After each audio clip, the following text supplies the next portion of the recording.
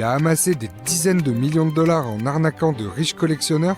Voici l'histoire de Rudy Kurniawan, l'expert en vin qui vendait des fausses bouteilles. Pendant des années, il a fabriqué de toutes pièces des grands crus. Des bouteilles qui peuvent allègrement atteindre des prix astronomiques, jusqu'à plus de 10 000 euros. L'homme mélangeait de très bons vins et les faisait passer pour des crus très anciens. Il est sous le coup de plusieurs plaintes et risque jusqu'à 100 ans de prison. Vous pouvez même pas imaginer que ce serait la plus grosse escroquerie sur le vin que le monde ait jamais connu. Salut à tous, cette semaine dans la grande histoire, j'avais envie de vous parler d'un escroc, peut-être l'un des plus grands faussaires qu'on ait jamais connu. Son nom, Rudy Kurniawan. Ça ne vous évoque peut-être rien, mais pendant près de 10 ans, il a vendu en toute impunité des fausses bouteilles de grand vin à des collectionneurs fortunés, jusqu'au jour où il s'est fait démasquer par un vigneron français.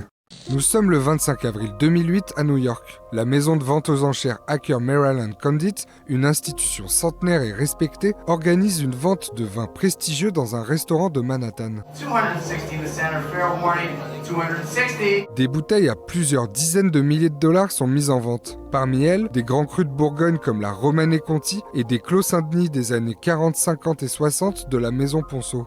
Nous n'avons commencé à produire cette appellation particulière qu'en 1982. Donc forcément, là, il y a ce qu'on appelle un hic. Et c'était le début de l'histoire, quoi. Prévenu quelques jours avant la vente, Laurent Ponceau contacte le commissaire-priseur pour faire retirer ses bouteilles de la vente aux enchères. Peu convaincu par son interlocuteur, il s'envole pour New York. Je me suis montré, je suis resté bien debout, tout le monde m'a vu. Il y avait un grand brouhaha dans la salle parce que les gens m'ont reconnu.